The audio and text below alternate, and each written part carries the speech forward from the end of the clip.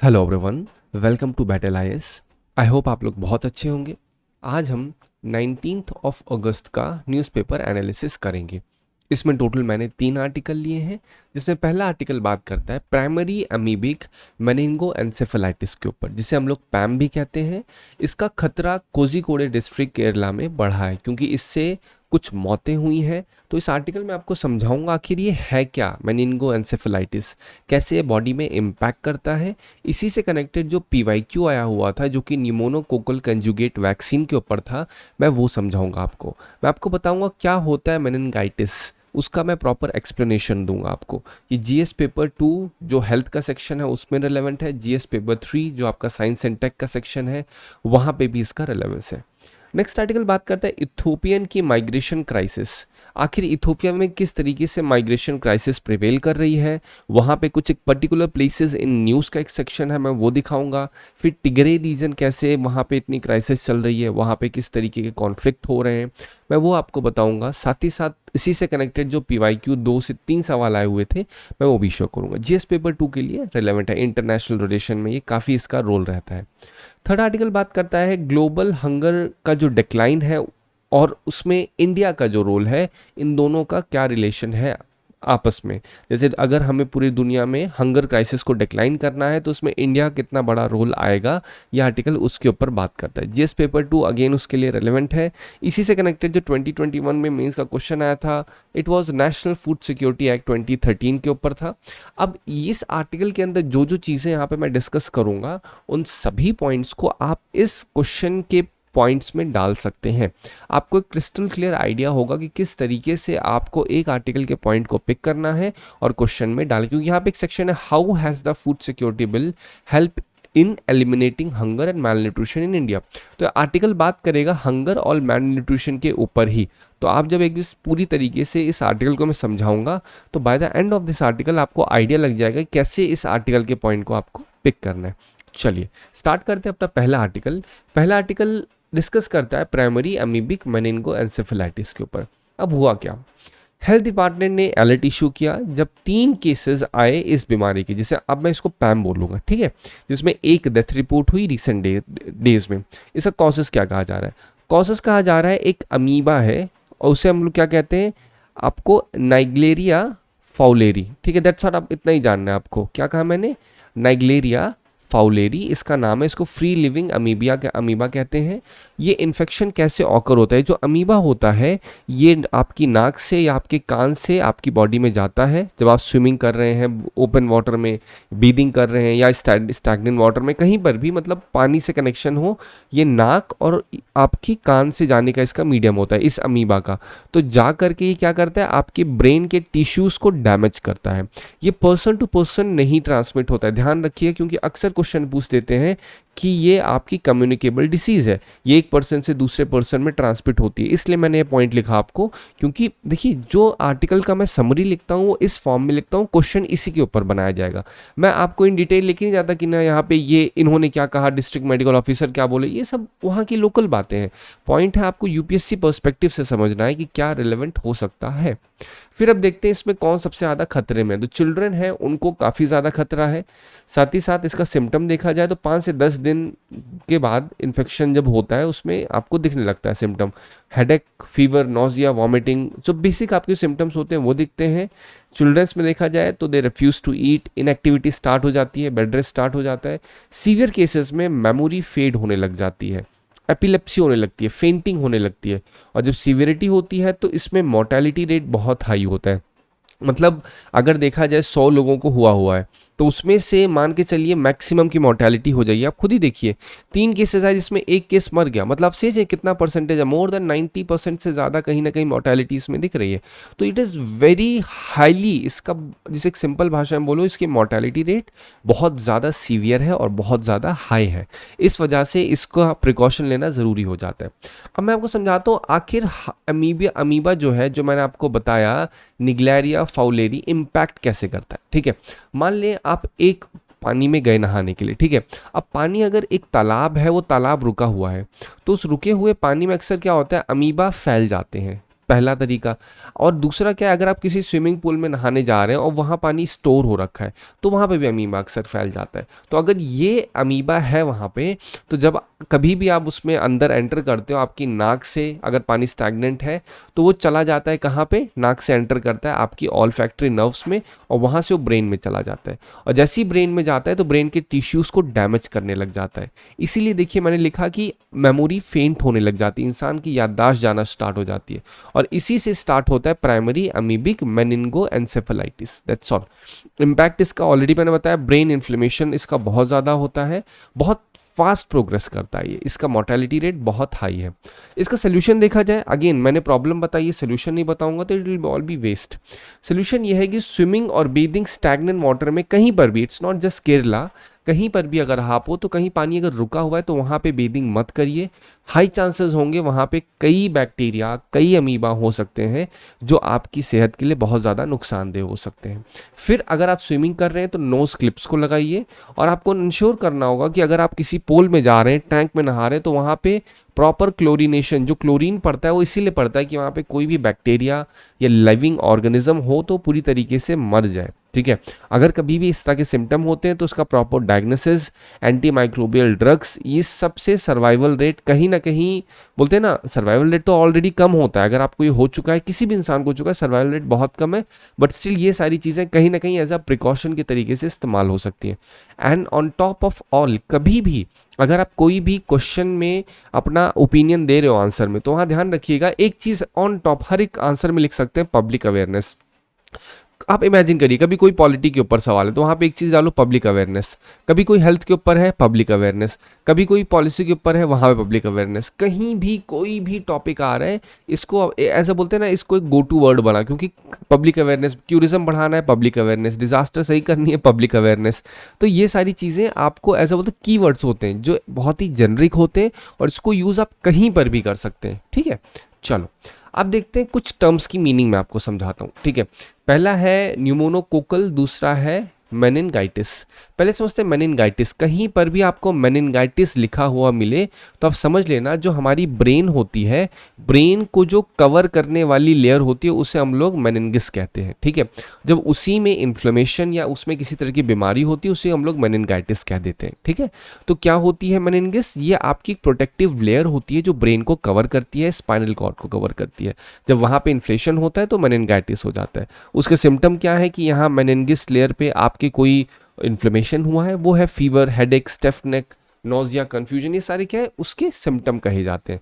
ये तो एक मेनिनगाइटिस हो गया। अब न्यूमोनोकोकल क्या है? न्यूमोनोकोकल सिंपल सा एक बैक्टीरिया है जिसका नाम क्या है, स्ट्रेप्टोकोकस न्यूमोनिया। ठीक है, बैक्टीरिया है ये एक तरीके का। इससे क्या होता है, न्यूमोनिया आपको पता है क्या होता है, मेनिनगाइटिस होता है, इन्फेक्शन, ईयर इन्फेक्शन आपने सुना होगा। तो इसमें अगर इसका प्रिवेंशन करना हो तो न्यूमोनोकोकल वैक्सीन होती है। ठीक है, अब देखिए ये जो पॉइंट है ये इस आर्टिकल से कंप्लीटली डिफरेंट है, क्योंकि ये आर्टिकल किसके ऊपर था, ये आर्टिकल था पैम के ऊपर, आप नोटिस करोगे, प्राइमरी अमीबिक मेनिंगो एंसेफेलाइटिस। बट यहाँ पे मैं डिस्कस कर रहा हूँ आपसे न्यूमोनोकोकल मेनिंग, मतलब ये एक दूसरा है कंप्लीटली। वहाँ पे अमीबिया एक आपका था, यहाँ पे क्या है, यहाँ पे न्यूमोनोकोकल बैक्टीरिया के ऊपर बात कर रहा हूँ मैं। ठीक है, चलिए अब अगर मैं दोनों वर्ड को कंबाइन कर दूं, ये निमोनिया को और मेनिनगाइटिस को कंबाइन कर दूं तो न्यूमोनोकोकल मेनिनगाइटिस बन जाता है। ठीक है, ये क्या है, ये जो एक टाइप ऑफ बैक्टीरिया है, ठीक है, जो कि आपका न्यूमोनोकोकल या फिर न्यूमोनिया का एक बैक्टीरिया होता है, उसकी वजह से मेनिनगाइटिस हो जाए। मेनिनगाइटिस क्या होता है, मैंने बताया ब्रेन टिश्यू में जब इन्फ्लेशन हो, एक तो अमीबा की वजह से इन्फ्लेशन हुआ जिसे मैंने पैन कहा, फिर जरूरी थोड़ी अमीबा से हो, वो दूसरे बैक्टीरिया से भी हो सकता है। दूसरा बैक्टीरिया क्या है, न्यूमोनोकोकल, जो मैंने न्यूमोनिया कहा उससे भी कभी कभी वो बैक्टीरिया भी जाके मेनिनगाइटिस को इन्फ्लेट कर देते हैं। इससे क्या होता है, आपकी जो मेनिनगिस लेयर होती है वो इम्पैक्ट होने लग जाती है। सिम्टम क्या है, वही, बट सब में सिम्टम यही है, नोजिया, वॉमिटिंग, सडन फीवर, बहुत ही इसका हाईली प्रोग्रेशन रेट होता है, ब्रेन डैमेज होता है, हियरिंग लॉस, डेथ भी इससे हो जाती है। लेकिन हाँ, अभी भी इसका कहीं ना कहीं हमने इसकी वैक्सीन बना रखी है। वैक्सीन में देखा जाए तो न्यूमोनोकोकल कंजुगेट वैक्सीन है, ये एक प्रिवेंटिव मेजर कहा जाता है, किसका, न्यूमोनोकोकल मेनिनगाइटिस का। आई होप आपको ये अच्छी तरीके से समझ में आ चुका होगा। अब आपको आइडिया लग रहा होगा सर मैंने आखिर ये समझाया क्यों, बात हो रही थी प्राइमरी अमीबा मेनिंगो एंसेफेलाइटिस के ऊपर, लेकिन यहाँ पे मैंने आपको एक डिफरेंट बैक्टीरिया के बारे में क्यों बताया? क्योंकि यहाँ पे मुझे आपको क्वेश्चन समझाना था। यूपीएससी 2020 में क्वेश्चन आया था, what is the importance of pneumococcal conjugate vaccine. आपको समझ में आ चुका है ये है क्या न्यूमोनोकोकल कंजुगेट वैक्सीन, निमोनिया के बारे में बताया था। This vaccine are effective against pneumonia as well as meningitis and sepsis. खुद सोच के देखो, मैंने मेनिनगाइटिस में क्या इफेक्ट नहीं होगा? बिल्कुल होगा। अब आप इस सिचुएशन में वो समझने कि मेनिनगाइटिस क्या होता है। ब्रेन के अंदर एक प्रोटेक्टिव लेयर जो ब्रेन को सुरक्षित रखती है, निमोनिया को अफेक्ट करेगी, बिल्कुल करेगी। Dependence on antibiotics that are not effective against drug resistant bacteria can be reduce. Obviously जब ये एक वैक्सीन है, और अभी आपने देखा कि पैम के अंदर मैंने एक पॉइंट बोला कि यहाँ पे आपको कुछ जो ड्रग्स हैं, जो आपके एंटीबैक्टीरियल ड्रग्स हैं वो लेने पड़ेंगे, लेकिन ये एक वैक्सीन है। अगर वैक्सीन को लगाया जाएगा तो कहीं ना कहीं जो एंटीबायोटिक्स हैं उन पे रिलायंस तो कम ही होगी। This vaccine have no side effect. जहां पर भी किसी दवा के रेफरेंस में लिखा जाए कि ये एक केमिकल दवा है, इसका कोई भी साइड इफेक्ट नहीं है, इससे कोई भी एलर्जिक रिएक्शन नहीं होता, तो it is always and always no. क्योंकि केमिकल साइंस में, मेडिकल साइंस की बात कर रहा हूं मैं, यहाँ पे कोई भी केमिकल बेस्ड वैक्सीन होगी, कोई भी केमिकल बेस्ड ड्रग होगा, तो उसका साइड इफेक्ट ये नहीं बोला सकता कि होगा ही नहीं, किसी भी तरीके कोई साइड इफेक्ट हो ही नहीं सकता। क्योंकि हर एक की बॉडी डिफरेंट होती है, डिफरेंट तरीके से रिएक्ट करती है, और उसका जो एब्जॉर्प्शन रेट होता है केमिकल का या दवा का, वो हर एक बॉडी में अलग तरीके से होता है, चांसेस हो सकते हैं। तो इसमें 2 इज द राइट वन। ठीक है, चलिए अब आते हैं अपने नेक्स्ट आर्टिकल पे। Next article Ethiopian migration crisis के ऊपर है।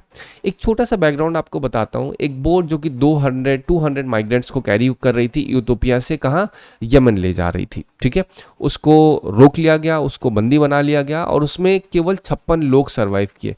मतलब आप नोटिस करिए, अप्रॉक्सीमेटली 150 लोग कहाँ गए नहीं पता चला। 132 मिसिंग है, जिसमें 19 ईयर ओल्ड नायगुस यूसुफ। अगेन आपको नाम सब नहीं याद रखना है, सिर्फ मैं एक रेलेवेंस स्टोरी का बता रहा हूँ। अब इसमें हाईलाइट क्या हुआ इस पूरे आर्टिकल में? इस आर्टिकल में हाईलाइट होता है कि जो इर्रेगुलर माइग्रेशन हो रहा है horns of Africa. Horns of Africa मतलब क्या है? जो अफ्रीका की सींग है, जो टॉप लेवल का एरिया है, वहां पे जो माइग्रेशन हो रहा है, कहाँ पे? गल्फ में हो रहा है। तो क्वेश्चन होता है व्हाई इज देयर माइग्रेशन? सबसे बड़ा क्वेश्चन, सबसे पहला रीजन होता है कि जब आपको कहीं पे अच्छी अपॉर्चुनिटी मिले तब आप माइग्रेट करते हो। दूसरा है कि जब आपकी रीजनल, जहाँ पे आप रह रहे हो करेंटली, वहाँ पे सिचुएशन बहुत ज़्यादा टेंस्ड हो, वहाँ वॉर लाइक सिनेरियो हो, वहाँ पे इकोनॉमिक क्राइसिस बहुत हो, तब एक आप बेटर अपॉर्चुनिटी के लिए दूसरी जहाँ पे जाते हैं। तो 2 जनरली रीजंस ऐसे दिखते हैं। तो हॉर्न्स ऑफ अफ्रीका आपको पता है वहाँ पे सिचुएशन काफ़ी ख़राब है, इस वजह से लोग माइग्रेट करते हैं गल्फ में। गल्फ में कहाँ? सऊदी अरेबिया हो गया, यूएई हो गया, तो वहाँ पे उनको अच्छी अपॉर्चुनिटीज़ मिल जाती। तो ये एक रीज़न होता है। सेम उसी तरीके से ये आर्टिकल बात कर रहा है इथोपिया, जो रीजन एग्जैक्टली रेड सी के पास है, वहाँ से जब माइग्रेशन हो रहा था तो काफ़ी ज़्यादा प्रॉब्लमैटिक हो रही है। तो कॉजेज ऑफ माइग्रेशन ऑलरेडी मैंने आपको समझा दिया, कॉन्फ्लिक्ट और इंस्टेबिलिटी।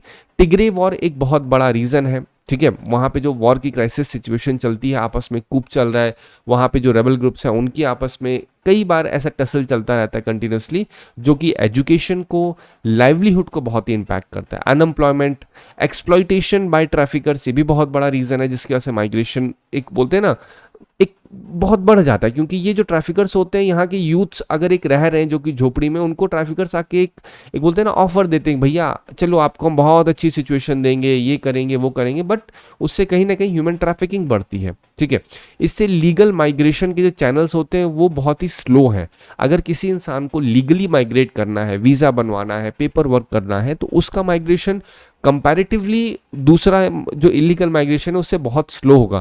क्योंकि इलीगल माइग्रेशन में क्या है, जैसे ही इंसान ने सोचा तुरंत बोर उठाई चल दिया, ये सिचुएशन होती है। ठीक है, साथ ही साथ डेस्परेशन भी एक होता है कि जल्दी से जल्दी भैया हमें क्या करना है, या तो जो आर्म्ड ग्रुप है उसको ज्वाइन करो, या तो फिर हमें अपनी फैमिली के साथ मूव करना होगा, क्योंकि वहाँ पे क्या है, रेबल ग्रुप्स बहुत ज़्यादा है। राइट, चलो अब आप थोड़ा सा नोटिस करो, ये आपका क्या है, इथोपिया है।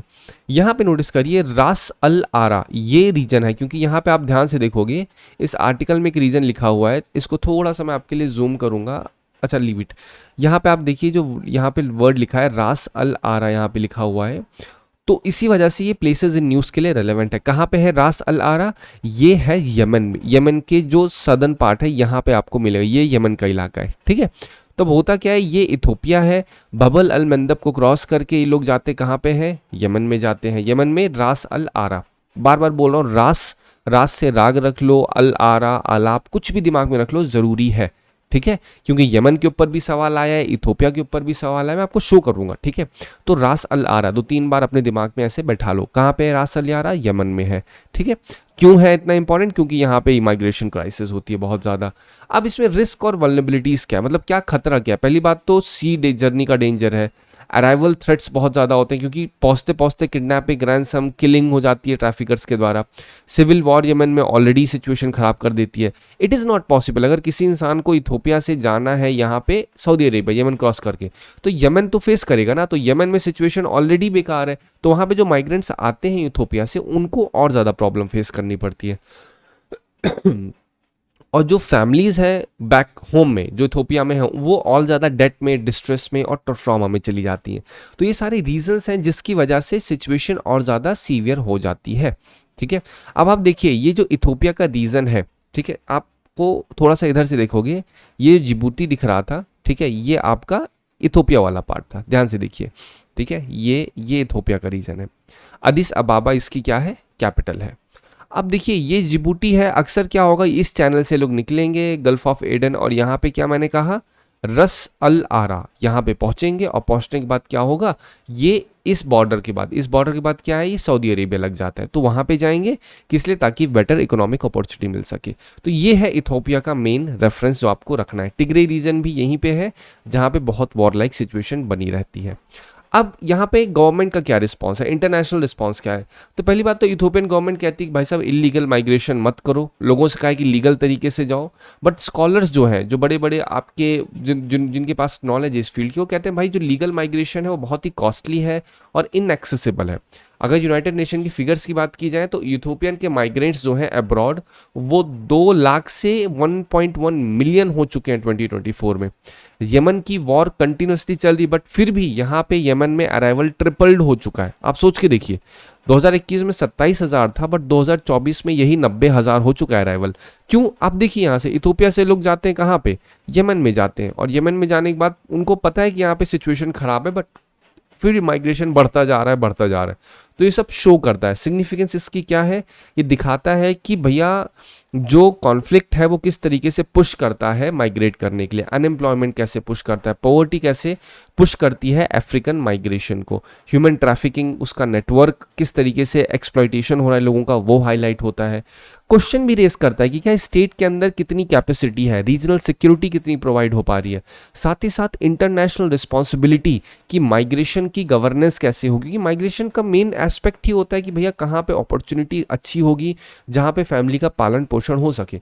तो ये सारे पॉइंट्स रेज होते हैं जो इथोपिया की माइग्रेशन क्राइसिस है। ऐसा नहीं है कि माइग्रेशन केवल इथोपिया में ही हो रहा है, बहुत सारी कंट्रीज जहाँ पे माइग्रेशन हो रहा है। आपको रिकॉल करना है और कहाँ पे माइग्रेशन सुनने का, म्यांमार में आपने देखा माइग्रेशन की बात आई, बांग्लादेश में माइग्रेशन का सिचुएशन चलती है, इवन तो पाकिस्तान और अफगानिस्तान में माइग्रेशन की प्रॉब्लम चलती है। सेम आपकी अमेरिका में भी, मैक्सिको की बॉर्डर आप नोटिस करोगे, अमेरिका ने भी यही सेम चीज़ फेस की है माइग्रेशन वाली। तो जो इलीगल माइग्रेशन है ऑल ओवर ग्लोब में बहुत बड़े लेवल पे मल्टीफोल्ड फॉर्म में ये इंक्रीज हो रहा है। तो इस वजह से इसको टैकल करने के लिए एक करंट सिचुएशन यही बन सकती है कि हम किस तरीके से पॉलिसीज़ को बनाएं जिससे एक लीगल एक्सेस मिल सके, लोग माइग्रेट करें तो वो एक लीगल फॉर्म में हो, जिससे उनको ट्रैफिकिंग का और डिफरेंट टाइप की प्रॉब्लम्स ना फेस करने को पड़े। तो जो मैंने चीज़ें बनाई इसको आप आंसर्स में लिख सकते हैं स्ट्रेट अवे कि भैया अगर कोई माइग्रेशन करता है इलीगल तो क्या क्या दिक्कतें होती हैं। लैंड रूट से करेगा तो दिक्कत है, sea route, post tribal threat, civil war. तो ये यमन की नहीं, अगर आप बोलो कि भैया कोई अमेरिका से रिलेटेड लिख रहे हो तो वहाँ पे भी आप इसको डाल सकते हो कि वहाँ की जो कार्टल्स होते हैं, ड्रग कार्टल्स होते हैं, वो सिचुएशन और वर्स कर देते हैं। वहाँ पे कितने ज़्यादा सेक्शुअल असॉल्ट होते हैं, कितनी ज़्यादा प्रॉब्लम्स होती हैं। आपने एक मूवी देखी होगी जो आपका कौन सी डंकी मूवी आई थी, जो डंकी रूट आपने देखा होगा। तो वो सब क्या है, वहाँ से लोग जाते हैं क्योंकि उन्हें पहुँचना है। क्यों? क्योंकि इकोनॉमिक अपॉर्चुनिटीज़ मिलेगी। तो ये सारी चीज़ें हाईलाइट करती हैं इलीगल माइग्रेशन के ऊपर। ठीक है, 2023 में क्वेश्चन देखिए, इथोपिया मैंने इसी वजह से लिया। ठीक है, टिग्रे रीजन ये इथोपिया से कनेक्टेड है। ठीक है, कचिन ये कहाँ पे है, ये आपका नॉर्थ यमन, ये भी देखिए, ये भी रिलेवेंट है आपका। डॉनबस कहाँ पे? सीरिया पे। तो आपको देखिए ये सारे रीज़न क्या है, ये सब न्यूज़ में है, लेकिन ये सब क्या है, ये सब तो कंट्रीज़ के नाम है। तो आपको जिस कंट्री में अगर कोई भी टॉपिक आया हुआ है तो आपको उस कंट्री से रिलेटेड कोई और अगर कभी प्लेसेस न्यूज़ आया तो आपको दिमाग में रखना है, ध्यान रखिए इसका, ठीक है। तो इसमें कोई भी सही नहीं, इन्होंने रिप्लेसमेंट खेला है, लेकिन देखिए दोनों चीज़ मैंने आपको समझाई है, यमन भी बताया, इथोपिया भी बताया, दोनों बताया, और उसमें मैंने आपको बताया कि आपको रखना है वो है रास अल आरा। पूछ सकते हैं, बोल देंगे भैया रास अल आरा कहाँ पे है, बोल देंगे पाकिस्तान में, क्योंकि इट साउंड्स लाइक दैट। बोल देंगे ईरान में है, बट वो कहाँ पे है, वो यमन में है, ठीक है। चलिए अब आते हैं नेक्स्ट क्वेश्चन, अगेन 23 में आया था। यहाँ पे देखिए जो हाईलाइट ये होता है कि बीच में कभी भी दो जहाँ पे क्राइसिस हो रही होती हैं तो वो भी क्वेश्चन पूछते हैं। रीजन ऑफन इन न्यूज़ कहाँ पे, आर्मेनिया, अजरबैजान, मोजाम्बिक की इंसर्जेंसी, इजराइल और लेबनन। तो ये क्या, ये मैंने इसलिए लिखा ताकि आपको समझ में आए कि क्वेश्चंस किस तरीके से पूछे जाते हैं कॉन्फ्लिक्ट जहाँ पे हो रहा है। इट इज़ वेरी रिलेवेंट, इस वजह से ये टॉपिक, ये क्वेश्चन डाला हुआ है, ठीक है। अगेन मैक्सिमम ये भी इसमें कोई भी सही नहीं है, आपको बताऊं मैं, क्योंकि जनरली यूपीएससी कोशिश क्या करता है कि बहुत ही एकदम सिंपलिस्टिक फॉर्म रखता है क्वेश्चन की, और उसमें क्वेश्चन को एक दो पॉइंट्स गलत कर देता है, जिससे लगता है कि भैया क्वेश्चन तो सही, लेकिन ऑफन वो गलत होता है। बट आपके पास बेसिक नॉलेज होना बहुत ज़रूरी है कंप्लीटली उसकी। नेक्स्ट आर्टिकल बात करता है ग्लोबल हंगर डिक्लाइन, और उसमें इंडिया का रोल क्या है।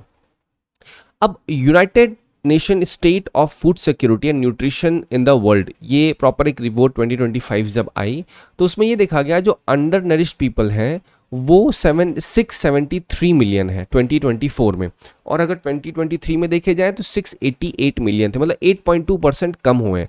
अंडर नरिश्ड लोगों में कमी आई है, मतलब ऐसे लोग जो कि पूरी तरीके से बोलते हैं ना डेवलप नहीं हो पाए हैं, जिनको खाना प्रॉपर ना मिल पाया हो, या फिर जो कि बहुत ज़्यादा भूखे हों, तो उनमें कहीं ना कहीं क्या है, कमी हुई है। मतलब लोगों का थोड़ा बहुत भला हुआ है, 8.2% लोगों का भला हुआ है। लेकिन देखा जाए तो अभी भी जो प्री पैंडेमिक लेवल था वो 67.3% था इन 2018, मतलब अभी भी हम लोग प्री पैंडेमिक लेवल से ऊपर है। इंप्रूवमेंट हुआ है, लेकिन इतना भी नहीं हुआ कि जो पैंडेमिक के पहले कोविड-19 था उसके पहले सिचुएशन जो थी वैसी बन चुकी है, ठीक है।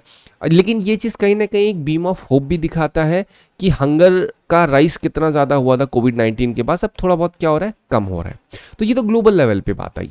अब इसमें इंडिया का रोल क्या है। इंडिया का सबसे पहला रोल ये है कि जो इंडिया में अंडर नरिशमेंट है वो घटा है, 14.3% से 12% हो चुका है। 30 मिलियन कम लोगों के पास, बोलते हैं ना जो पैंडेमिक से डिसरप्शन हुआ था, जो पैंडेमिक की वजह से लोग भूखे हो गए थे, अब कहीं ना कहीं 30 मिलियन लोग कम भूखे हुए हैं। आसान सी भाषा में बता रहा हूँ। क्वेश्चन उठता है ऐसा क्या है कि इंडिया ने किया जिसकी वजह से कम लोगों को मतलब कहीं ना कहीं इंप्रूवमेंट हुआ इंडिया में, व्हाट इज़ द रीज़न। तो उसमें रीज़न क्या है, पब्लिक डिस्ट्रीब्यूशन सिस्टम। इंडिया ने कुछ पॉलिसीज़ बनाई, उसमें इंडिया ने कुछ स्कीम्स को इस तरीके से इम्प्लीमेंट किया जिससे लोगों तक खाना पहुंच सके, लोगों की जो डेली फूड इनटेक है, न्यूट्रिशनल डिमांड है, वो पूरी हो सके। तो उसमें क्या क्या तरीका, डिजिटलाइजेशन किया, आधार इनेबल टारगेटिंग किया, बायोमेट्रिक ऑथेंटिकेशन किया, ये सब आप अपने आंसर्स में लिख सकते हैं। आपको जब मैंने अभी आपका जो क्वेश्चन था नेशनल सिक्योरिटी एक्ट 2013, वहाँ पे पूछा था what are the steps, how can it be tackled, तो वहाँ पे आप ये सब डाल सकते हो कि डिजिटलाइजेशन। हमेशा कभी भी आप कोई भी आंसर दे रहे हैं, ऑलवेज रिमेंबर आंसर के अंदर डिजिटल टेक को डालो। जिस तरह से मैंने एक जर्निक टर्म बताया था आपको कि आप इस टर्म का यूज़ कहीं पर भी कर सकते हो। कौन सा टर्म, पब्लिक का इन्वॉल्वमेंट, पब्लिक अवेयरनेस। सेम उसी तरीके से कभी भी कोई सोल्यूशन दे रहे हो उसमें एआई का यूज़, डिजिटलाइजेशन का यूज़ करोगे तो कहीं ना कहीं वो अच्छा बनेगा, ठीक है। फिर न्यूट्रिशन बेस्ड फोकस जो इंडिया ने लॉन्च किया था, क्या था, पीएम पोषण शक्ति निर्माण। इसमें क्या हुआ था कि जो डेली लेवल पे एक इंसान को न्यूट्रिशन चाहिए होता है, चाइल्ड न्यूट्रिशन की ज़रूरत होती है, उस पे फोकस किया गया।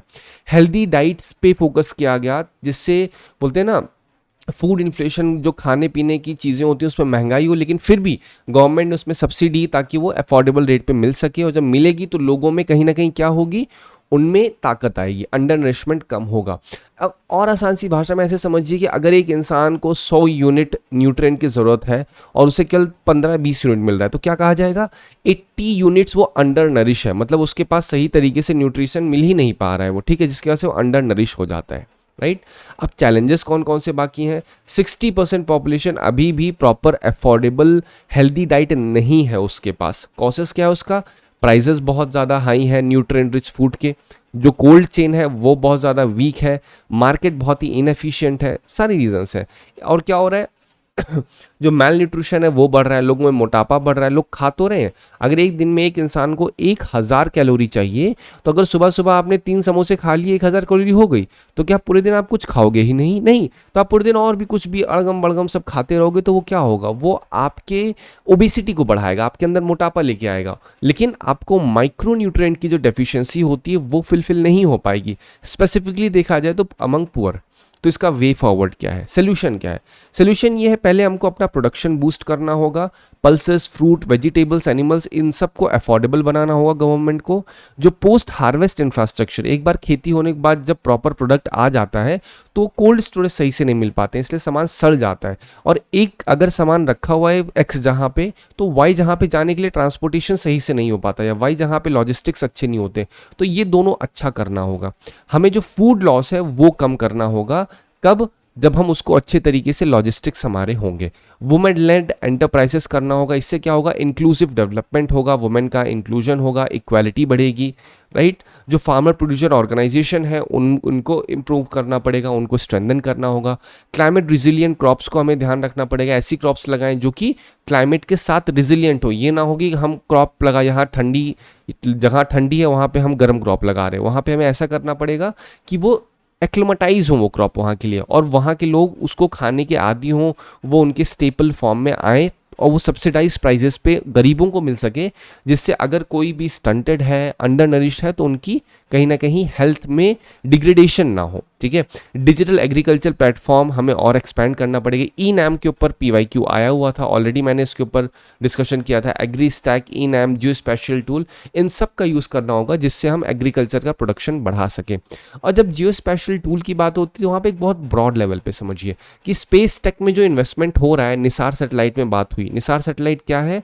नासा और इसरो के बीच जो डील हुई, जिसमें नासा ने L बैंड की सैटेलाइट, इसरो ने S बैंड की सैटेलाइट स्पेस में भेजी, ठीक है। अब इसका क्या हो, इससे फ़ायदा क्या हो? इससे फ़ायदा ये होगा कि अब हम प्रॉपर तरीके से मॉनिटरिंग कर पाएंगे फार्म लैंड की।